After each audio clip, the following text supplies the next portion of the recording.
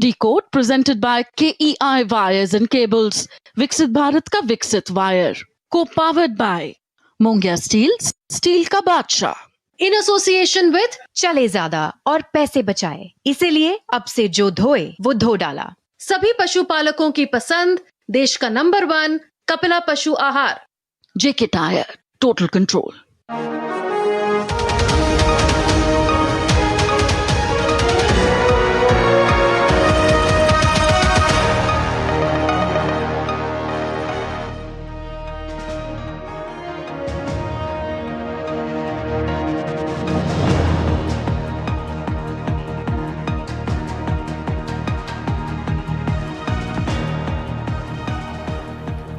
नमस्कार, मैं हूं सुधीर चौधरी और डिकोड में आपका स्वागत है। तो आइए आज की खबरों को आपके लिए डिकोड करते हैं। आज आपको सबसे पहले वो खबर दिखाएंगे जिससे हमारे देश के युवा और हर वो व्यक्ति जो विपरीत परिस्थितियों में अब टूटने लगा है, प्रेरणा ले सकते हैं। और वो खबर ये है कि भारत के क्रिकेट खिलाड़ी Rohit Sharma one day international cricket में दुनिया के नंबर 1 बल्लेबाज बन गए हैं। इस समय उनकी उम्र 38 साल और 6 महीने है। उनकी उम्र की वजह से उनकी लगातार ट्रोलिंग की जा रही थी, लगातार ये इशारे दिए जा रहे थे कि अब उन्हें रिटायर हो जाना चाहिए। और ऐसे में जब लोग उनकी हर पारी को उनकी आखिरी पारी मानने लगे थे, रोहित शर्मा ने जबरदस्त वापसी की है। रोहित शर्मा ने आप सबको ये संदेश दिया है कि हार तब तक नहीं होती जब तक आप उसे दिल से स्वीकार नहीं कर लेते। 38.5 साल के रोहित शर्मा के बाद हम बात करेंगे 55 साल के युवा नेता राहुल गांधी की, जिन्होंने आज एक बार फिर एक बहुत ही बचपने वाला बयान दिया है। उन्होंने बिहार में अपनी चुनावी रैली में लोगों से कहा कि बीजेपी के नेता वोट पाने के लिए मंच पर नाचने के लिए भी तैयार हो जाएंगे। आज इस तरह का बयान देकर उन्होंने भारत के वोटर, भारत की चुनाव व्यवस्था और पूरे लोकतंत्र का मजाक उड़ाया है। और आज हम उनके इसी बयान को डिकोड करेंगे जो भारत के लोकतंत्र के लिए एक बहुत ही खतरनाक बयान है। और आखिर में आपको बताएंगे कि कैसे अब आर्टिफिशियल इंटेलिजेंस यानी एआई भी इंसान की चमचागिरी करने लगा है। आपको असल जिंदगी में बहुत सारे लोग ऐसे मिलते होंगे जो आपकी चमचागिरी करते हैं और आपको वही बात बताते हैं जो आपको पसंद है। लेकिन अब एआई भी मक्खनबाजी की इस कला को सीखने लगा है। एक नए सर्वे में यह पता चला कि एआई ये समझ जाता है कि किसी भी सवाल के जवाब में आप क्या सुनना चाहते हैं और फिर वो आपसे यही कहता है कि जो तुमको हो पसंद वही बात कहेंगे। लेकिन सबसे पहले आज आप एक तस्वीर देखिए।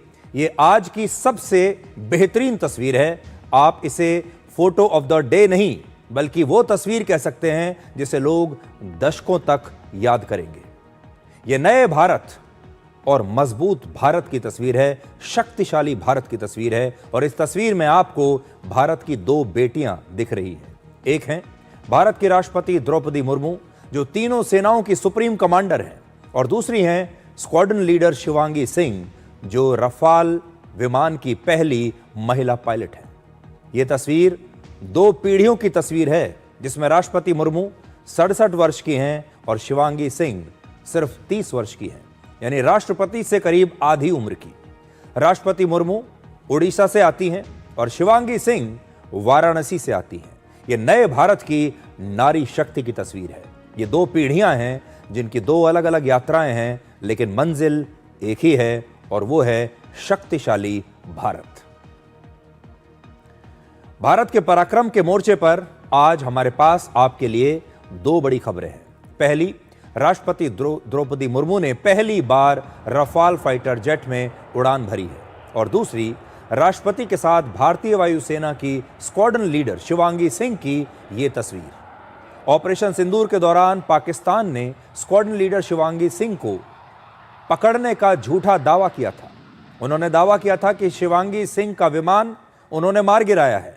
लेकिन आज शिवांगी सिंह भारत के राष्ट्रपति द्रौपदी मुर्मू के साथ यहां खड़ी हुई है। और इस एक तस्वीर ने पाकिस्तान का पूरा झूठ, पाकिस्तान का पूरा प्रोपेगेंडा खत्म कर दिया है। Squadron leader Shivangi Singh Rafale की पहली महिला पायलट हैं और वायुसेना की नंबर 17 स्क्वाड्रन की पायलट भी हैं।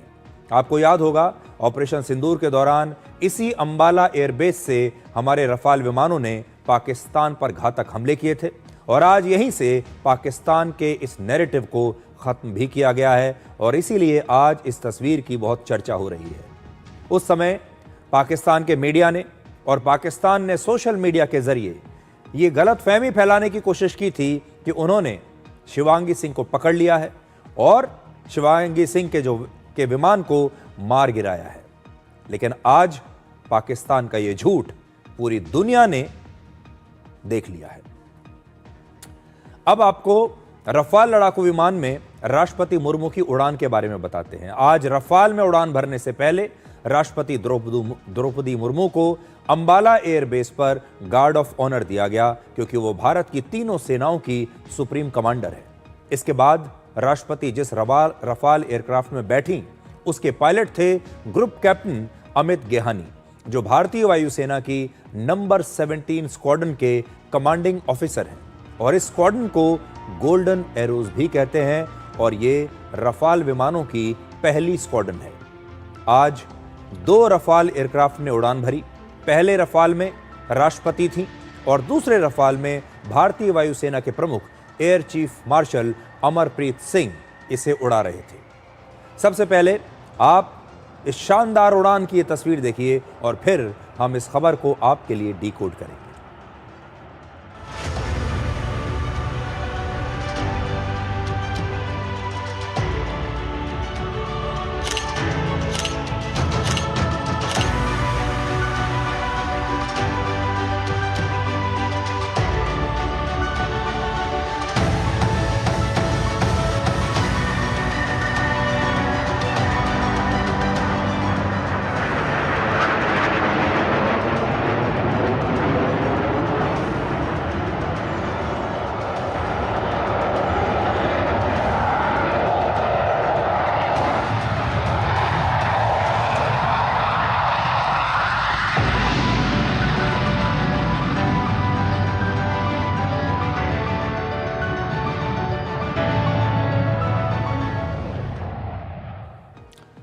ये उड़ान लगभग 30 मिनट की थी जिसमें रफाल ने 15,000 फीट की ऊंचाई पर करीब 200 किलोमीटर की दूरी तय की और इस फ्लाइट के दौरान रफाल की टॉप स्पीड लगभग 700 किलोमीटर प्रति घंटा तक पहुंच गई थी।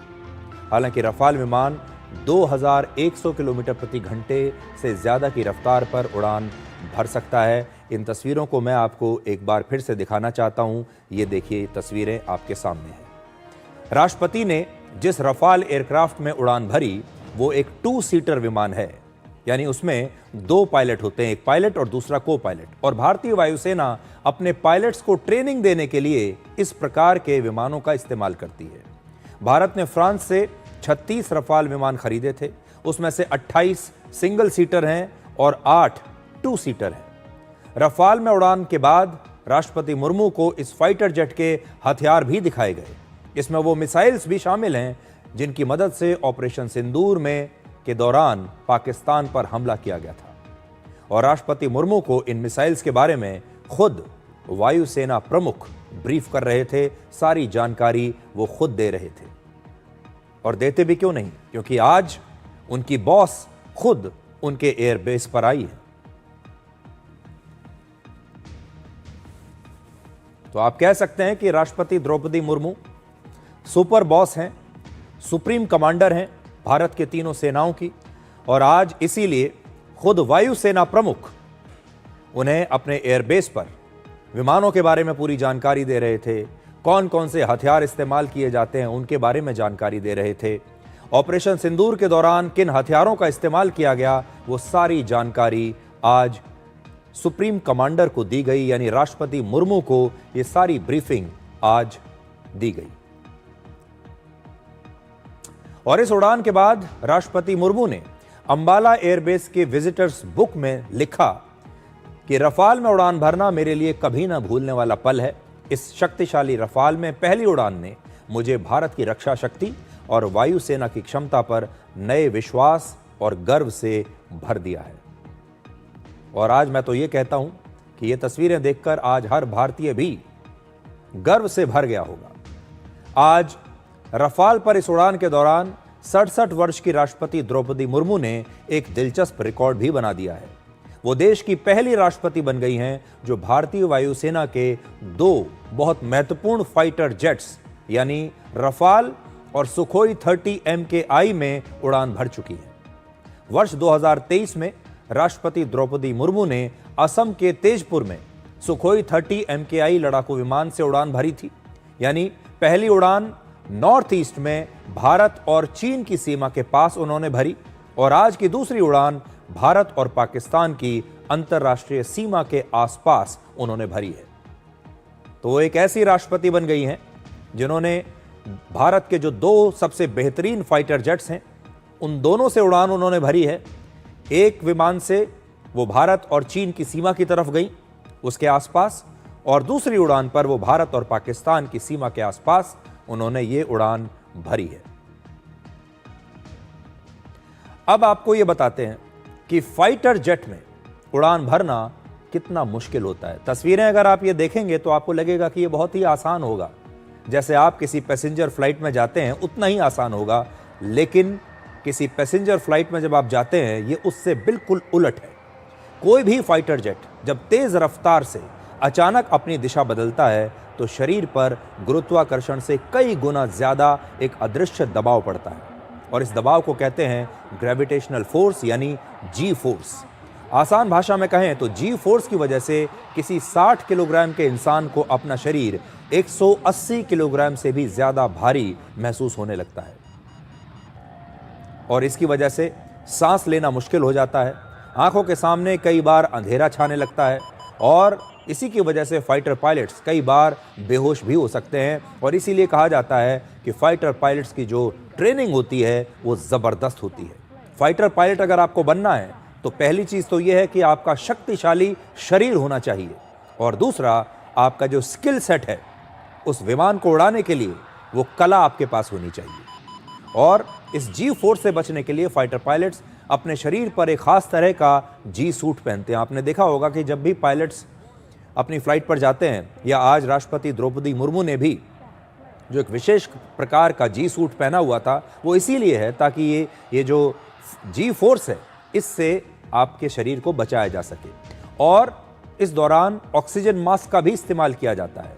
आसमान में 15,000 फीट या उससे ज़्यादा ऊंचाई पर हवा में ऑक्सीजन की मात्रा बहुत कम हो जाती है और 700 किलोमीटर प्रति घंटे या उससे तेज रफ्तार पर उड़ान के दौरान दिशा का अंदाजा लगाना भी कई बार एक आम इंसान के लिए मुश्किल हो जाता है, जिससे आम लोगों को बहुत घबराहट हो सकती है। हालांकि फाइटर पायलट्स को इसकी आदत हो जाती है। फाइटर जेट में उड़ान भरने से पहले हर पायलट और अगर कोई आम व्यक्ति जा रहा है, कोई सिविलियन जा रहा है तो उसकी तो और भी ज्यादा गहन मेडिकल जांच की जाती है। यह देखा जाता है कि उनका शरीर इस उड़ान के लिए फिट है भी या नहीं, क्योंकि शरीर पर बहुत ज्यादा दबाव पड़ता है। यानी रफाल में राष्ट्रपति मुर्मू की उड़ान एक बहुत ही कठिन और साहसिक अनुभव है, खास तौर पर उनकी इस उम्र में, जिसे हर कोई व्यक्ति बर्दाश्त नहीं कर सकता। लेकिन राष्ट्रपति द्रौपदी मुर्मू ने 67 वर्ष की उम्र में यह सब करके दिखाया है। राष्ट्रपति द्रौपदी मुर्मू नए भारत की एक नई पहचान बन चुकी है। उड़ीसा के एक छोटे से गांव से निकलकर उन्होंने संघर्ष की हर परीक्षा को पास किया है। अपने पति और 2 बेटों की मौत के बाद उन्होंने दर्द को अपनी ताकत बना लिया। एक टीचर से लेकर भारत की पहली आदिवासी महिला राष्ट्रपति बनने का यह सफर भारत की एक नई उड़ान का प्रतीक है। और आज राष्ट्रपति द्रौपदी मुर्मू करोड़ों भारतीय महिलाओं के लिए उम्मीद, साहस और आत्मविश्वास की पहचान है। आपने शायद कभी पाकिस्तान के किसी सिविलियन राष्ट्रपति को इस तरह से अपने फाइटर जेट में उड़ान भरते हुए नहीं देखा होगा, क्योंकि दुनिया के ज्यादातर देशों में राष्ट्रपति सिर्फ राजनीतिक भूमिका निभाते हैं। वो आदेश और भाषण तो देते हैं लेकिन फाइटर जेट्स में फ्लाई नहीं करते। और 67 वर्ष की उम्र में तो शायद कोई भी राष्ट्रपति शायद उड़ान नहीं भरेगा। इसका एक मतलब यह भी है कि भारत की राष्ट्रपति को हमारी वायुसेना, उनकी टेक्नोलॉजी और शक्ति पर पूरा भरोसा है। और नया भारत एक ऐसा देश है जहां की महिला राष्ट्रपति खुद आसमान में उड़ान भरती है। तो भारत के इस पराक्रम के बाद बात करते हैं भारत की राजनीति की, जिसमें विपक्ष के नेताओं के संवाद का स्तर लगातार गिरता जा रहा है। और आज 55 वर्ष के युवा नेता राहुल गांधी 58 दिनों के बाद, 58 दिनों के ब्रेक के बाद बिहार में चुनाव प्रचार करने के लिए पहुंचे। और उन्हें कहा जाता है कि वो 55 साल के युवा नेता हैं, लेकिन आज उन्होंने जो बयान दिया है वो भी बहुत बचपने से भरा हुआ बयान है। आज उन्होंने बिहार के मुजफ्फरपुर में एक रैली के दौरान एक बहुत ही विवादास्पद और बचपने वाला बयान दिया है। क्या बयान है, सबसे पहले आप वही सुनिए। एक तरफ यमुना, उसको यमुना जी कहते हैं, मोदी जी कहते हैं, ड्रामा कर रहे हैं कि भैया देखो मैं यमुना जी में नहाया हूं। वहां पे कोई यमुना जी नहीं है, वहां पे तालाब है। नरेंद्र मोदी जी अपने स्विमिंग पूल में नहाने गए, तालाब में नहाने गए। उनको यमुना से कुछ लेना देना नहीं, उनको छठ पूजा से कुछ लेना देना नहीं। उन्हें सिर्फ आपका वोट चाहिए। अगर आप कहोगे नरेंद्र मोदी जी आप ऐसा ड्रामा करो वोट के लिए, वो कर देंगे। जो भी करवाना है करवा लो। मैं कह रहा हूं आप उनको कहो कि देखो भैया हम आपको वोट देंगे, आप स्टेज पे आके नाच लो, वो नाच लेंगे, नाच लेंगे। कह रहा हूं आप कोशिश करो। मोदी जी आइए, स्टेज पे आइए, भाषण मत दीजिए, डांस कर दीजिए, हम आपको वोट देंगे, देखना कर देंगे। अब देखिए, राहुल गांधी अक्सर ये आरोप लगाते रहते हैं कि भारत में लोकतंत्र खतरे में है, लेकिन सच्चाई ये है कि उनका ये बयान भारत के लोकतंत्र का मजाक उड़ा रहा है और चुनाव के बारे में उनकी ये सोच भारत के लोकतंत्र को खतरे में डाल रही है।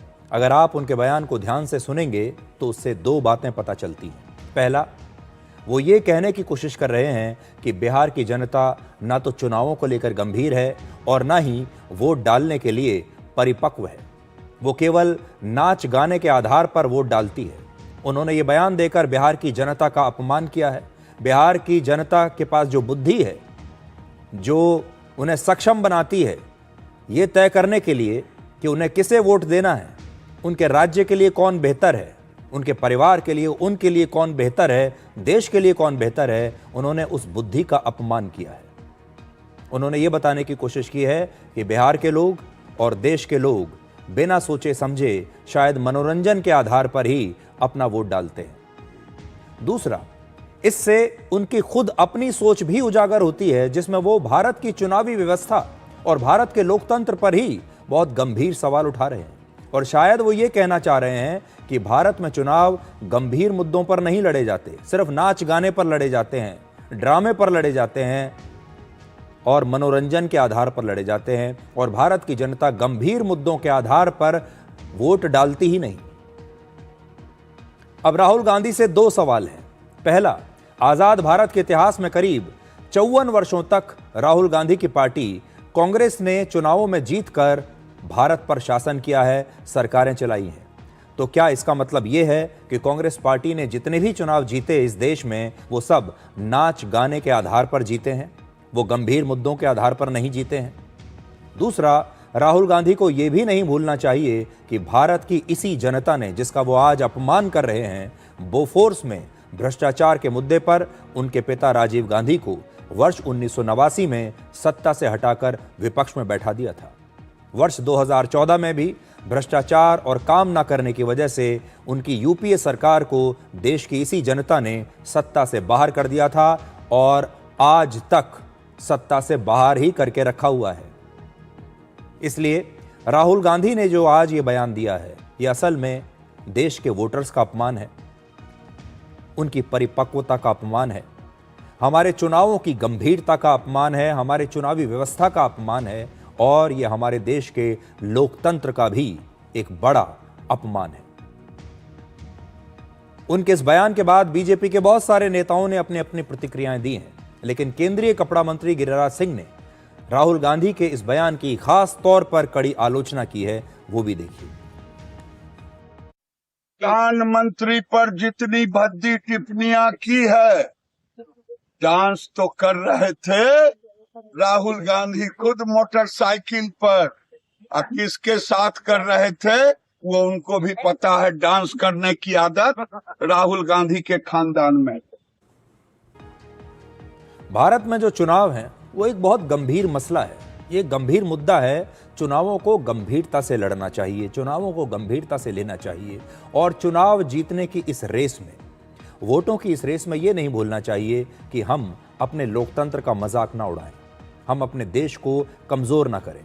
ऐसा ना हो कि देश के लोगों का ही मजाक उड़ाकर उन्हें छोटा बना दें। और खास तौर पर इस देश के लोगों ने जिस व्यक्ति को चुनकर अपनी पसंद से देश का प्रधानमंत्री बनाया है, यानी प्रधानमंत्री नरेंद्र मोदी, अगर उनका भी हर रैली में थोड़े से वोट पाने के लिए, थोड़ी सी तालियों के लिए, जनता का मनोरंजन करने के लिए अगर इस तरह अपमान किया जाएगा। प्रधानमंत्री का पद एक संवैधानिक पद होता है और यह तब मिलता है जब देश की जनता उन्हें चुनकर वहां भेजती है। और यहां देश की जनता ने एक मत से प्रधानमंत्री मोदी को उस कुर्सी पर बैठाया है।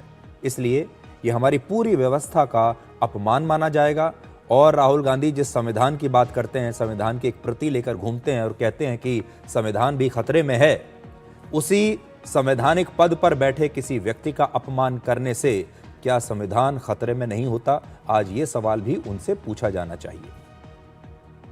असल में राहुल गांधी और कांग्रेस के बड़े बड़े नेता वर्षों पहले ही, दशकों पहले से ही जमीन से जुड़े असली मुद्दों से कटने लगे थे। उन्हें पता ही नहीं था कि जमीन पर असली मुद्दे क्या हैं। और यही कारण है कि आज राहुल गांधी को बिहार में तेजस्वी यादव का जूनियर पार्टनर बनकर वोटों के लिए इस तरह दर दर भटकना पड़ रहा है। राहुल गांधी के सीनियर पार्टनर तेजस्वी यादव ने पिछले ही महीने बिहार के पटना में डांस करते हुए यह वीडियो बनाया था। आज राहुल गांधी कह रहे हैं कि बीजेपी वाले तो डांस कर लेंगे वोट पाने के लिए, लेकिन उनके जो सीनियर पार्टनर हैं तेजस्वी यादव, अब जरा उनका भी डांस देख लीजिए।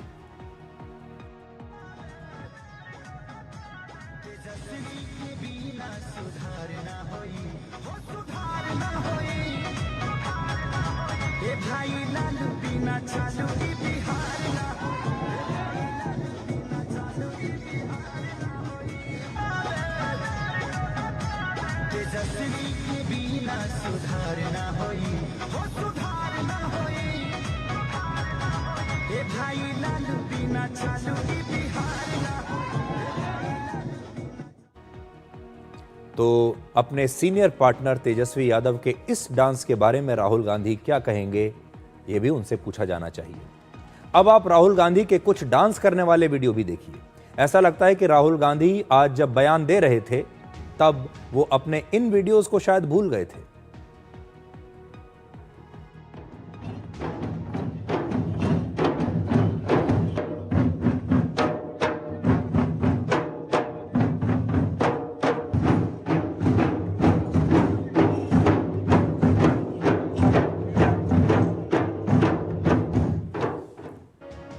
तो यहां राहुल गांधी जो डांस कर रहे हैं वो किसे खुश करने के लिए कर रहे हैं? क्या वो भी वोट पाने के लिए डांस कर रहे हैं?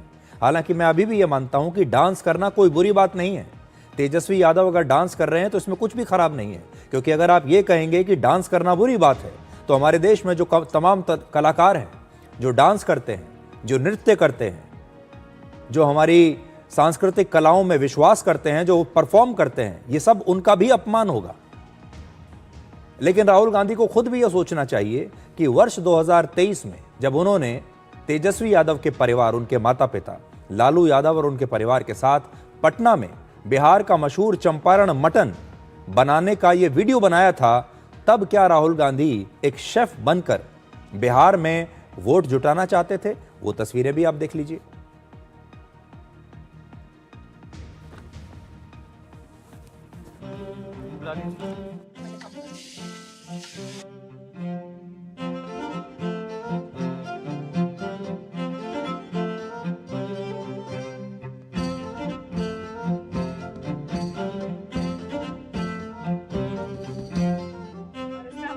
पानी वानी कुछ नहीं ऐड किया। घी डाली। हाँ, घी। चलो अब ले। इसमें तेजस्वी यादव भी हैं, उनका पूरा परिवार है। क्या ये सब भी वोट पाने के लिए किया गया था? किसी जमाने में देश भर में शासन करने वाली कांग्रेस पार्टी आज कुछ राज्यों में सिमट कर रह गई है। इसका कुछ तो कारण होगा।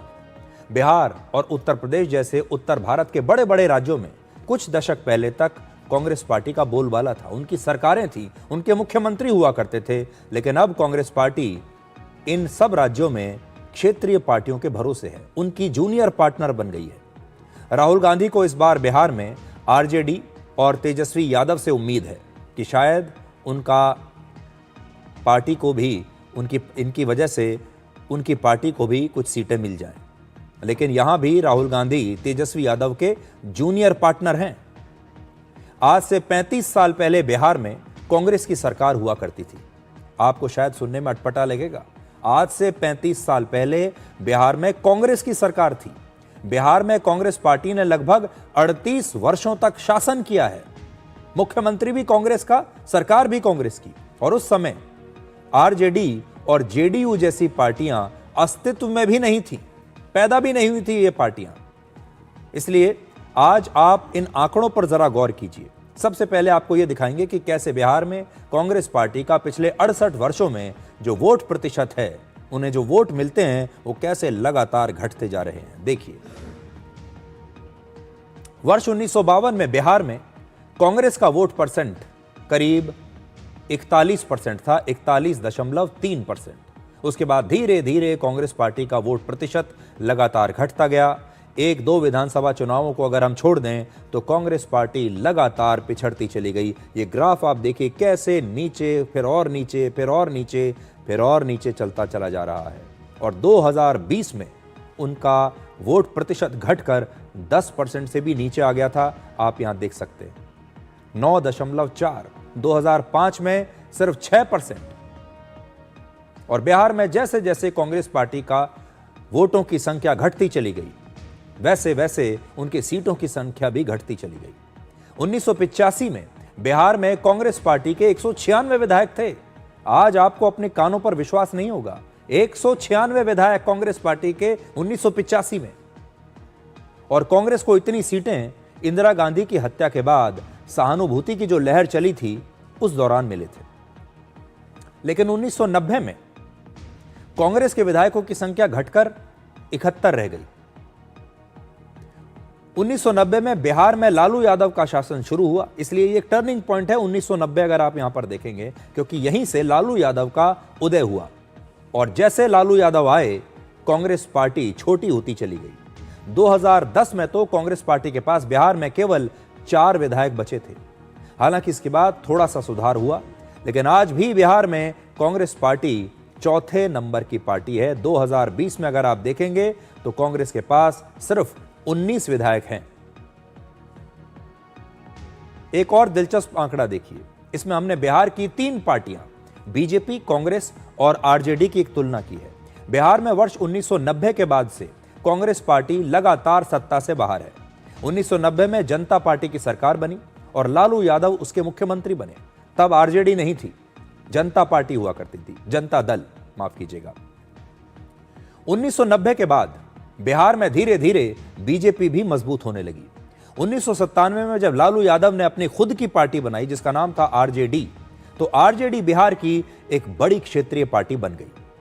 इन आंकड़ों से साफ होता है कि आरजेडी का बिहार में हमेशा 23 से 24% वोट बैंक हमेशा बरकरार रहा है। हरे रंग में जरा देखिए आप इसको, जब आप ध्यान से देखेंगे, पहले जनता दल 1990 में और उसके बाद जब आरजेडी बनी तो ये हरे रंग से अगर आप देखेंगे 28%, फिर 23, फिर 18 और 2020 में फिर से 23.5% वोट परसेंट जो है ये आरजेडी का रहा है।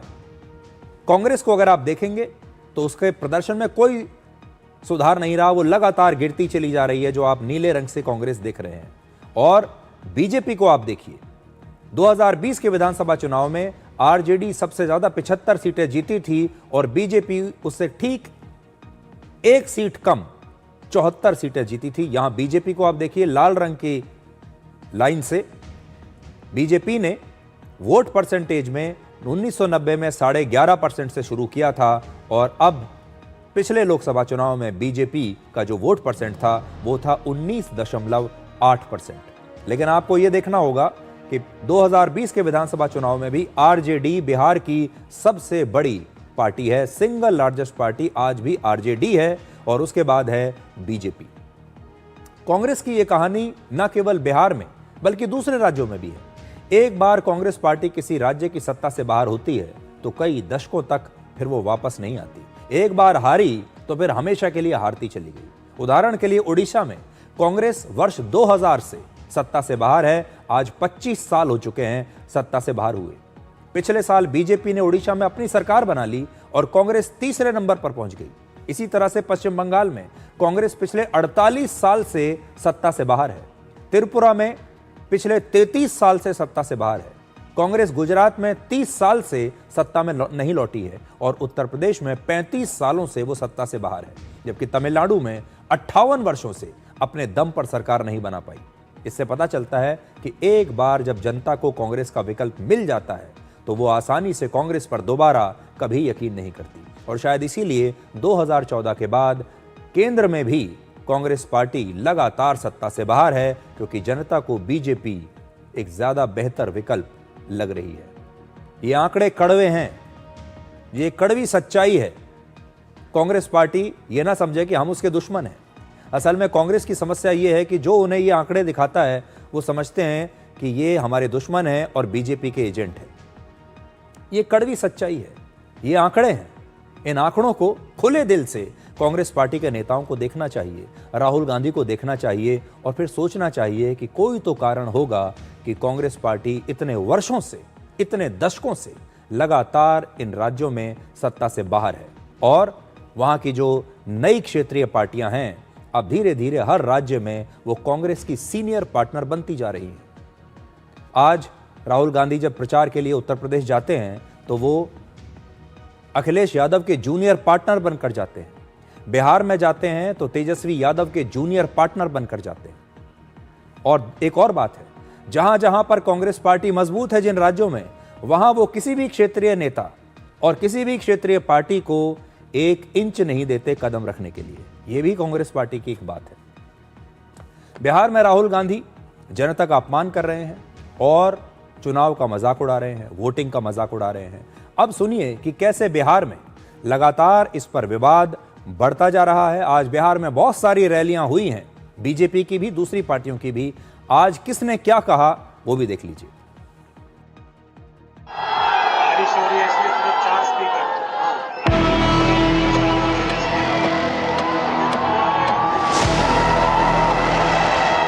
संविधान पर आक्रमण हो रहा है। अरे अचंबड़ छोड़ना है तो बगल में छोड़ो भैया, हमारे छोड़ो। हम कह देना चाहते हैं अमित शाह जी से, बिहार को बिहार का लाल चलाएगा, कोई बाहरी नहीं चलाएगा। लालू जी अपने बेटे को मुख्यमंत्री बनाना चाहते हैं और सोनिया जी राहुल बाबा को प्रधानमंत्री बनाना चाहते हैं। दोनों को मैं कह देता हूं, सीएम या पीएम कोई भी सीट खाली नहीं है। यहां नीतीश कुमार जी है, वहां मोदी जी। तेजस्वी की परछाई भी गलत काम करेगी तो उसको भी तेजस्वी सजा दिलाने का काम करेगा। अरे सब तो डकैती डालने वाले लोग हैं। लालटेन का उजाला दिखा करके और चुपचाप बंद करके फिर डकैती डालते थे। इस बार सत्ता परिवर्तन हो करके रहेगा, ये बिहार की जनता चीख चीख करके कह रही है। 14 तारीख को 8 बजे जनगणना होगी और 1 बजते बजते लालू राहुल का सुपड़ा साफ होगा। 55 साल के युवा नेता राहुल गांधी के बाद बात करते हैं 38.5 साल के रोहित शर्मा की।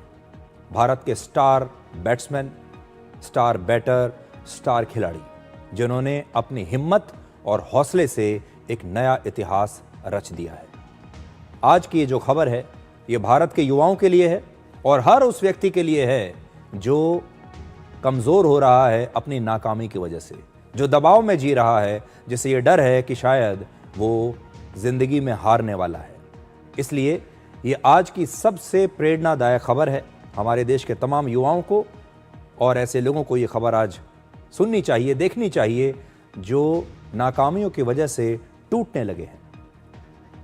तो पूर्व भारतीय कप्तान रोहित शर्मा अपने करियर में पहली बार 38.5 साल की उम्र में वनडे इंटरनेशनल क्रिकेट में दुनिया के नंबर 1 बल्लेबाज बन गए हैं। आज आईसीसी ने अपनी नई रैंकिंग्स जारी की हैं, जिनमें रोहित शर्मा 781 रेटिंग पॉइंट्स के साथ पूरी दुनिया में पहले नंबर पर हैं। इससे पहले टीम इंडिया के कप्तान Shubman Gill one day international cricket में नंबर 1 पर थे और आईसीसी की नई रैंकिंग में अब वो नंबर 3 पर चले गए हैं। 38 साल और 6 महीने के रोहित शर्मा वनडे रैंकिंग में नंबर 1 बनने वाले पूरी दुनिया के सबसे उम्र दराज खिलाड़ी बन गए हैं। 38.5 साल की उम्र में अब वो दुनिया के नंबर 1 खिलाड़ी बने हैं और उन्होंने सचिन तेंदुलकर का रिकॉर्ड तोड़ दिया है। सचिन ने 38 वर्ष और लगभग 2 महीने की उम्र में यह रिकॉर्ड बनाया था। सबसे हैरान करने वाली बात यह है कि 38.5 वर्ष के रोहित शर्मा अपने पूरे करियर में पहली बार वनडे इंटरनेशनल क्रिकेट में नंबर 1 की रैंकिंग पर आए हैं। यानी जिस उम्र में उनकी लगातार ट्रोलिंग की जा रही थी, लगातार उन्हें ये इशारे दिए जा रहे थे कि अब उन्हें रिटायर हो जाना चाहिए, अब भारत की टीम में उनके लिए कोई जगह नहीं बची, उस समय रोहित शर्मा ने जबरदस्त वापसी की है। ये जो वापसी की कहानियां होती हैं ये बड़ी प्रेरणादायक होती हैं, इसलिए मैं आपसे हमेशा कहूंगा कि वापसी की कहानियों को देखिए, कैसे लोगों ने जबरदस्त वापसी की है, ऐसी कहानियों को पढ़िए, आपको भी प्रेरणा मिलेगी। रोहित शर्मा वो खिलाड़ी हैं जिन्होंने आलोचना का जवाब अपने बल्ले से दिया। जब लोग उनसे कह रहे थे कि अब बस करो और रिटायर हो जाओ, तो उन्होंने कोई जवाब नहीं दिया। वो बस अपना बल्ला लेकर मैदान पर उतरे और दुनिया के नंबर 1 बल्लेबाज बन गए। वो एक ऐसे खिलाड़ी हैं जिन्होंने सिर्फ चौकों छक्कों के लिए नहीं जाना जाता, बल्कि वो संकल्प और संयम की भी एक नई मिसाल है। इसलिए अगर आपको कुछ सीखना है तो संकल्प सीखिए, संयम सीखिए, चुपचाप अगले मैच की तैयारी, अगले युद्ध की तैयारी कैसे की जाती है वो देखिए। ऑस्ट्रेलिया के खिलाफ वनडे सीरीज में रोहित शर्मा ने 202 रन बनाए और तीसरे वनडे मैच में तो उन्होंने शानदार 121 रन बनाए थे। इस वनडे सीरीज में 38.5 साल के रोहित शर्मा को देखकर ऐसा लग रहा था मानो ये रोहित शर्मा का एक नया अवतार, यानी एक अपडेटेड वर्जन है। इस सीरीज में करीब 7 महीनों के बाद रोहित शर्मा ने वापसी की है। तो ये भी देखिए, रोहित शर्मा ने एक ब्रेक लिया, लगभग 7 महीने का ब्रेक, और उस ब्रेक में वो बिल्कुल चुप रहे। उस ब्रेक में उन्होंने अपने संकल्प को मजबूत किया और शरीर के वजन को कम किया। इससे पहले आखिरी वनडे सीरीज फरवरी में इंग्लैंड के साथ हुई थी और पिछले 7 महीनों में कोई वनडे सीरीज हुई ही नहीं है। और इस ब्रेक में रोहित शर्मा ने खुद पर बहुत मेहनत की, अपनी फिटनेस पर बहुत मेहनत की और अपना 11 किलोग्राम वजन उन्होंने कम किया, लेकिन अपने इरादे बहुत भारी भरकम कर लिए। ऑस्ट्रेलिया के खिलाफ सीरीज में रोहित शर्मा की रनिंग बिटवीन द विकेट, यानी रन लेने की रफ्तार इतनी तेज हो गई कि वो टीम इंडिया के सबसे फिट खिलाड़ियों में से एक विराट कोहली की बराबरी कर रहे थे। आप कह सकते हैं कि रोहित शर्मा अपनी उम्र के इस पड़ाव में भी शानदार फॉर्म में दिख रहे हैं और उन्हें देखकर ऐसा लग रहा है मानो उनमें अभी बहुत क्रिकेट बाकी है। सोचिए, T20 क्रिकेट में आईसीसी की रैंकिंग में भारत के 25 साल के अभिषेक शर्मा नंबर 1 पर हैं और वनडे इंटरनेशनल क्रिकेट में 38.5 साल के रोहित शर्मा नंबर 1 पर हैं। रोहित शर्मा ने दिखा दिया है कि उम्र टैलेंट का पैमाना नहीं होती। दबाव के बावजूद उन्होंने दिखा दिया कि अगर जज्बा जिंदा है तो करियर में बुरा दौर देखने के बाद भी आप फिर से उठ सकते हैं, फिर से वापस आ सकते हैं। वो साबित कर चुके हैं कि फॉर्म टेम्परेरी होती है लेकिन क्लास हमेशा रहती है। ये सिर्फ क्रिकेट की जीत नहीं है, ये जिंदगी की जीत है, ये परिश्रम की जीत है, ये मजबूत इरादों की जीत है।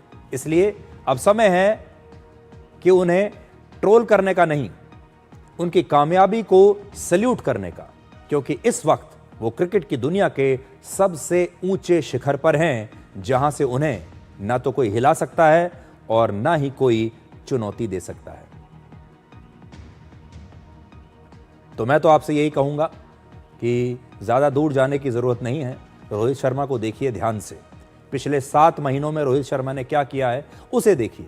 अगर आप जिंदगी में हार मानने लगे हैं, आपके साथ भी कुछ वैसा ही हो रहा है जिंदगी में, चाहे आप खिलाड़ी हैं या कुछ और करते हैं, तो रोहित शर्मा की इस कहानी को ध्यान से देखिए, इस कहानी को पढ़िए, ये आपको बहुत प्रेरणा देगी। और अब बात करते हैं भारत के पारिवारिक संस्कारों की, भारत की संस्कृति की, जिस पर सास बहू के झगड़ों का ग्रहण लग रहा है। हमारे देश में मशहूर टीवी सीरियल्स और बहुत सारी फिल्मों में आपने देखा होगा कि सास बहू का झगड़ा अब घर घर की कहानी बन चुका है। टीवी सीरियल्स में सास बहू का झगड़ा एक सुपर हिट फॉर्मूला माना जाता है और आप में से बहुत सारे लोग सास बहू के ये सीरियल्स देखते भी होंगे, जिनमें लगातार इनके बीच में साजिशें होती हैं, राजनीति होती है, झगड़े होते हैं। और इन टीवी सीरियल्स में सास बहू के झगड़ों को बढ़ा चढ़ा कर दिखाया जाता है और लोगों को बड़ा मज़ा आता है इन्हें देखने में, उन्हें मनोरंजन लगता है। जबकि किसी भी सफल परिवार के लिए ज़रूरी है कि सास ससुर और बहू और सभी सदस्य मिलकर रहें। हमारे समाज में भी अक्सर यह देखा जाता है कि सास और बहू के रिश्ते ठीक नहीं रहते और कई बार दामाद और सास ससुर के रिश्ते भी बड़े असहज हो जाते हैं। बड़ी संख्या में ऐसे परिवार हैं जहां पुरुषों को इस बात का दुख है कि उनकी पत्नी उनकी मां यानी अपनी सास से और अपने ससुर से ठीक से बर्ताव नहीं करती, और बहुत सारी महिलाओं की भी ये शिकायत रहती है कि उनका पति महिला के माता पिता से इज्जत के साथ पेश नहीं आता। सास बहू के बिगड़ते रिश्तों पर अब दिल्ली हाई कोर्ट ने एक बड़ा फैसला दिया है। अगर कोई बहू अपने बुजुर्ग सास ससुर का ख्याल नहीं रखती तो ये एक क्रूरता मानी जाएगी और इसकी वजह से तलाक भी दिया जा सकता है। आपने सोशल मीडिया पर ऐसे बहुत सारे वीडियोस आजकल देखे होंगे जिसमें बहू अपने सास ससुर के साथ दुर्व्यवहार कर रही है, बदतमीजी कर रही है, और आजकल लोग ऐसे वीडियोस को एक दूसरे को फॉरवर्ड भी करते हैं। लेकिन आज हमारा समाज भी इसे लेकर ऐसा लगता है कि बहुत ही अपनी संवेदनशीलता खोता जा रहा है। इसे अब एक सामान्य घटना माना जाने लगा है। ऐसे में दिल्ली हाई कोर्ट का यह फैसला बहुत महत्वपूर्ण है। हाई कोर्ट ने अपने फैसले में कहा है कि सास ससुर हिंदू परिवार का महत्वपूर्ण हिस्सा हैं और उनका सम्मान और उनकी ठीक से देखभाल बहुत आवश्यक है। शादी के बाद सास ससुर का ख्याल रखना बहू की जिम्मेदारी होनी चाहिए। बुजुर्गों का ख्याल नहीं रखने से लड़के और उसके परिवार को मानसिक पीड़ा होती है और ये एक क्रूरता है। हमारे देश में कई घरों में यह देखने को मिलता है कि शादी के कुछ वर्षों के बाद ही बहू अपने सास ससुर को घर से निकालने या खुद ही अलग रहने के लिए अपने पति पर दबाव बनाने लगती है। बहू का सास ससुर के साथ अक्सर झगड़ा होने लगता है और बहुत सारी बहुओं को ऐसा लगता है कि वो सास ससुर के साथ खुलकर नहीं जी पाएंगी, और इस झगड़े में अक्सर एक ही व्यक्ति पिसता है और वो होता है उनका बेटा यानी पति।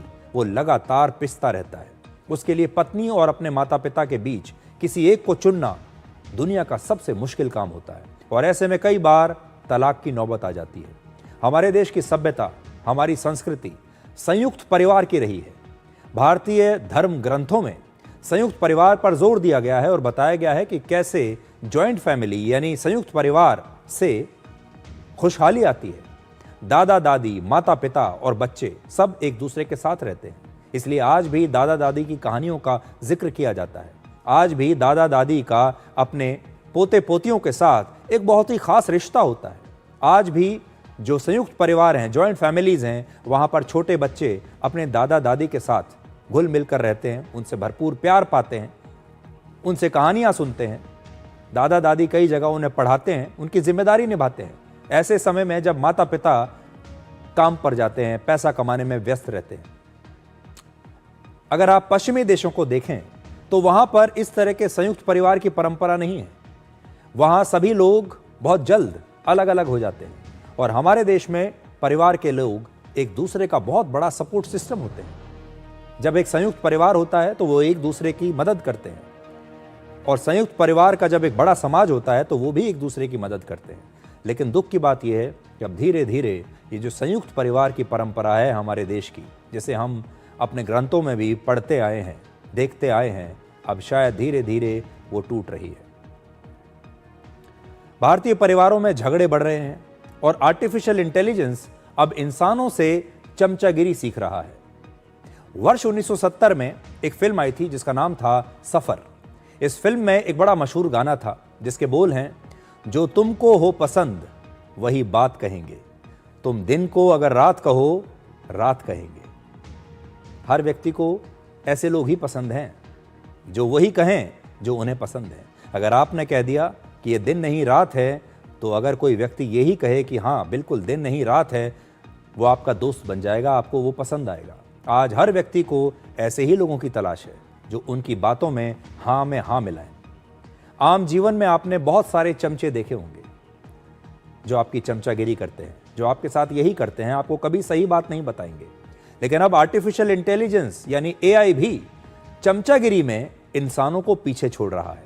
एक नई रिसर्च के मुताबिक अब AI इंसानों से भी करीब 50% ज्यादा चापलूस हो गया है और अब AI भी इंसानों की हाँ में हाँ मिलाने लगा है, भले ही बात सही हो या गलत।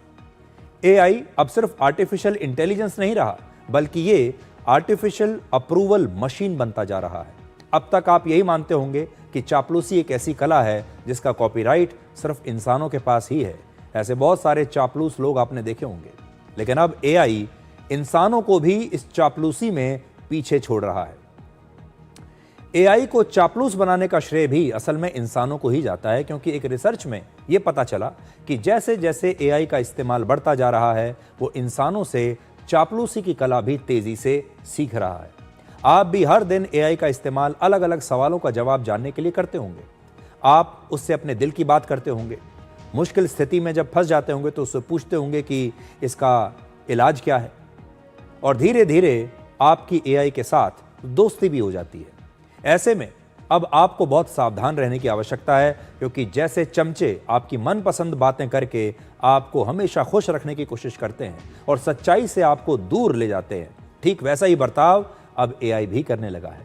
अमेरिका की एक बड़ी प्रतिष्ठित यूनिवर्सिटी है स्टैनफोर्ड यूनिवर्सिटी, और एक और यूनिवर्सिटी कार्नेगी मेलन यूनिवर्सिटी।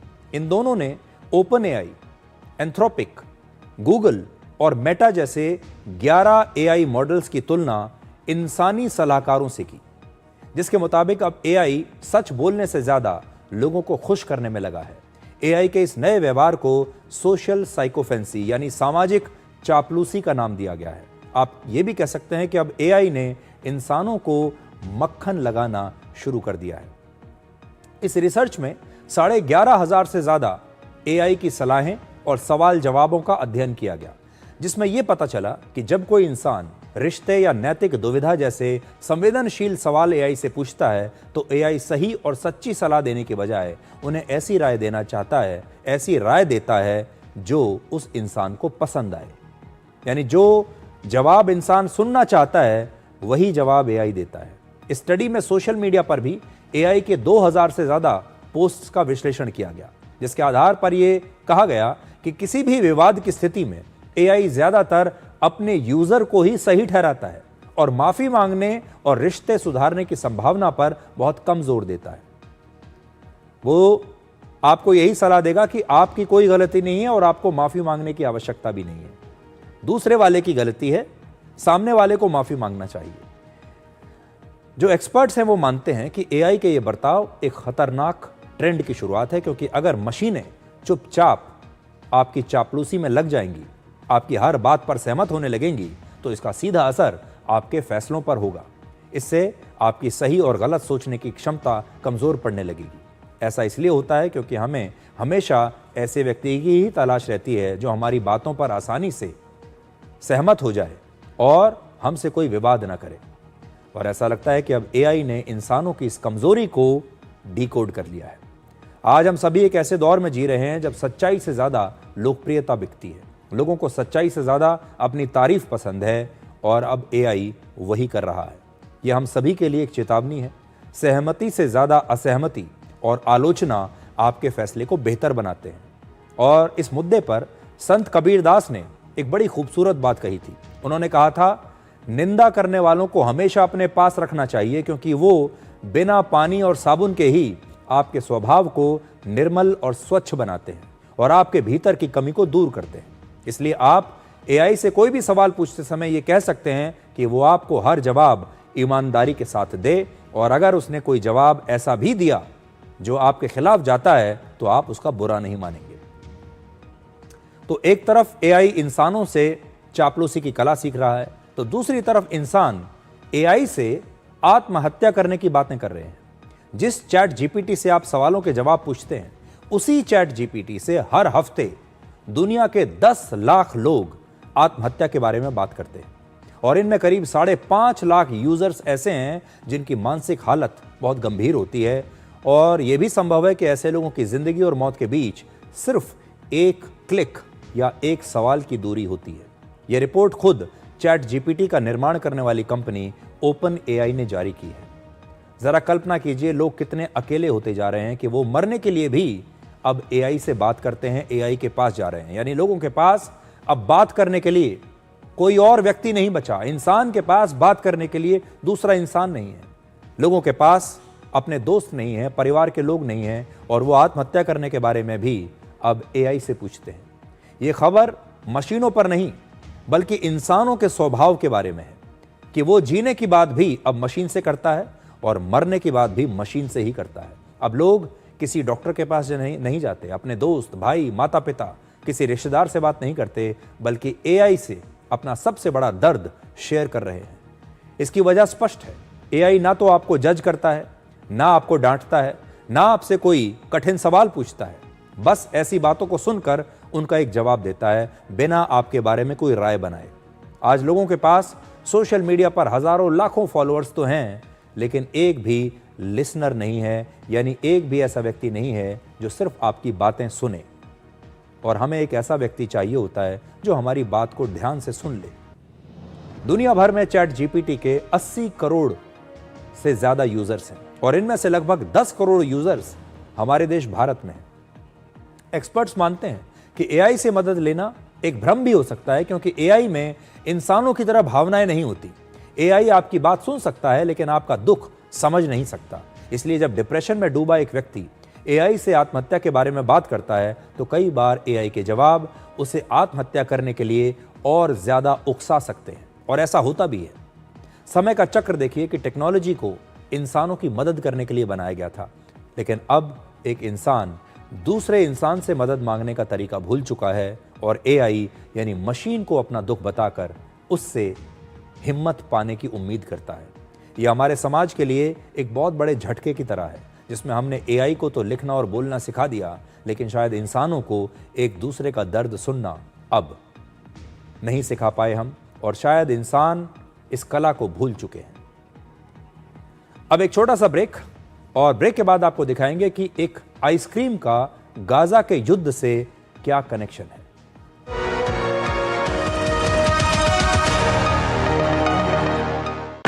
कौन है जो जोड़े देश को? विकसित भारत का विकसित वायर। जब हिंदुस्तान मिले हिंदुस्तान से जय हो विजय हो राग हो प्रवाह हो देश हो विदेश हो जेके हो। Visit your nearest JK Tyre Steel Wheel store today. Goldy मसाले के 100 ग्राम के स्पेशल पैक्स में फ्रेशनेस लॉक है। ऐसे गोल्डी मसाले जहां जाएं रिश्ते बनाएं। कौन है जो जोड़े देश को? विकसित भारत का विकसित वायर।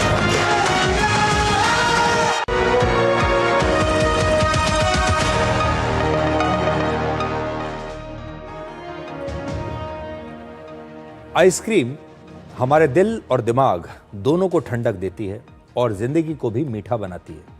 आज मैं जिस आइसक्रीम की कहानी आपको बताने वाला हूं वो मीठी नहीं बल्कि थोड़ी कड़वी है और वो ठंडक नहीं देती बल्कि लोगों के दिमाग को गर्म कर रही है। दुनिया में वैसे तो आइसक्रीम बनाने वाली बहुत बड़ी बड़ी कंपनियां हैं, ब्रांड्स हैं।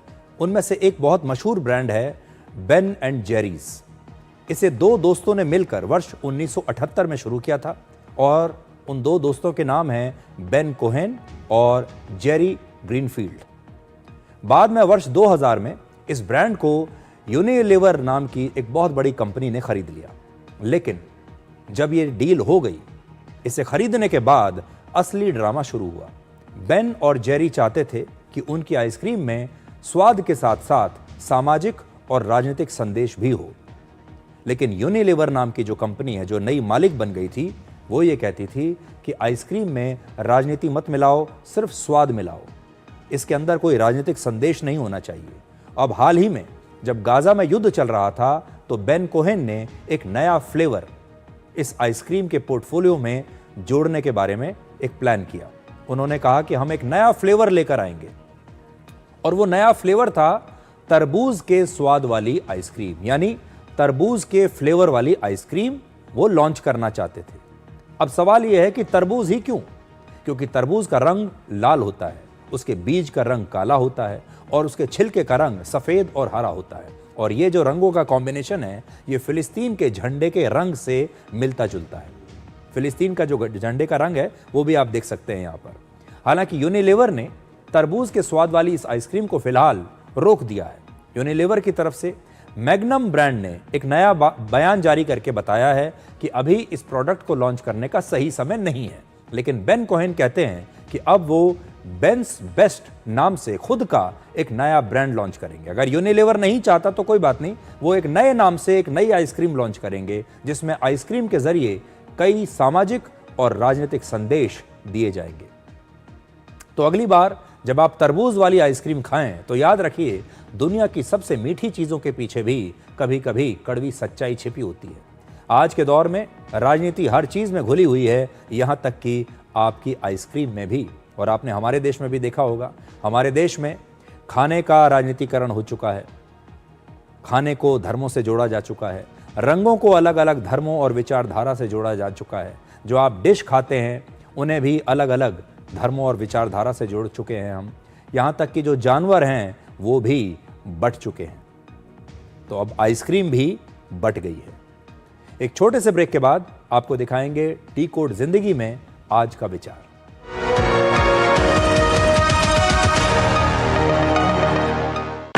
कौन है जो जोड़े देश को? विकसित भारत का विकसित वायर।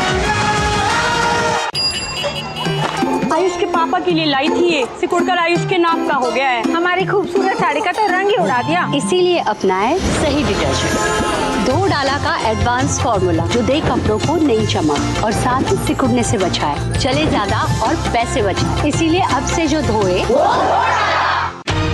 इस देश की हर माँ, बच्चे, बूढ़े, जवान, खिलाड़ी, डॉक्टर, इंजीनियर, सबको गाय भैंस की दूध की शक्ति पर भरोसा है। पर जब इन पशुओं को कपिला पशु आहार मिलेगा तभी तो दूध सिर्फ ज्यादा ही नहीं शक्ति से भरपूर भी होगा। कपिला पशु आहार, देश का नंबर 1 पशु आहार।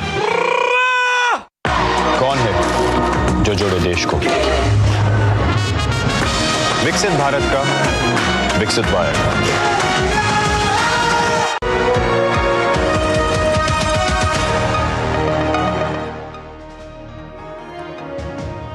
तो आज के लिए डी कोड में इतना ही। अब आपसे हमारी अगली मुलाकात होगी कल रात 9 बजे। तब तक आप खुश रहिए, सुरक्षित रहिए, स्वस्थ रहिए। और पैसे का घमंड तब खत्म हो जाता है जब डॉक्टर कहता है कि अब सब भगवान भरोसे है। नमस्कार।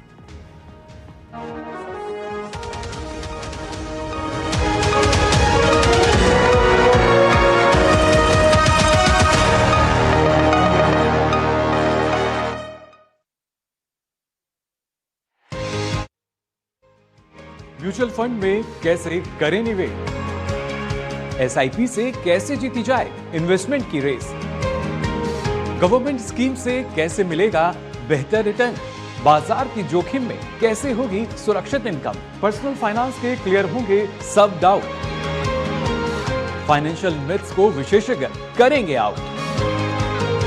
देखिए मनी मंत्र हर शनिवार सुबह 9:30 बजे सिर्फ डीडी न्यूज पर।